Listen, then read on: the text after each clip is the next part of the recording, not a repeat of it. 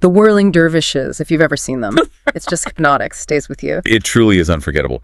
That spiritual dance is called the Sema. It was created by followers of the famous 13th century poet and theologian Rumi. Rumi spent much of his life in Konya, in Turkey. And this isn't a performance for tourists, not originally anyway. It's a profound meditation, a form of remembrance, dhikr, for the Mevlevi Sufi order. So it's deeply spiritual. Deeply. Every part is symbolic. The flowing white robes, the arms outstretched, one towards heaven receiving grace, the other towards earth, channeling it to humanity. It's all aimed at achieving this state of connection, of union with the divine. And if you connect that back to the bigger picture, Turkey as a crossroads, it just powerfully highlights these deep spiritual and philosophical currents that have shaped Turkish culture for centuries, drawing from mystical Islamic traditions. Right. Staying with deep history, let's talk legends, epic legends. Trojan War, the Trojan Horse, stories we all know from Homer, but the actual city of Troy, that's in Turkey. Absolutely. The archaeological site of ancient Troy is right there in Turkey, near Sanakal on the northwest coast. You can actually go and visit the ruins. Archaeologists have found like 9 different cities built one on top of the other over thousands of years. 9 cities. Standing there, it really hits you how Greek mythology, ancient history, it's all physically tied to Turkish soil.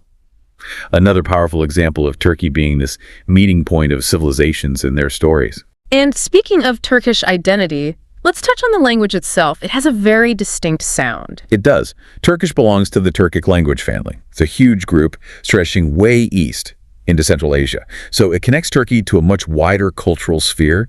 But here's maybe one of the most radical changes in its modern history. For centuries, Turkish was written using the Arabic script. Right, like Ottoman Turkish? Exactly. But then, in 1928, Ataturk, as part of his massive modernization drive, made a revolutionary change.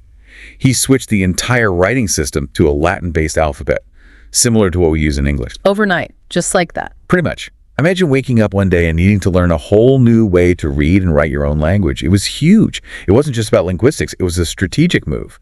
Boost literacy quickly, align Turkey more closely with Western nations, make a clean break from the Ottoman past.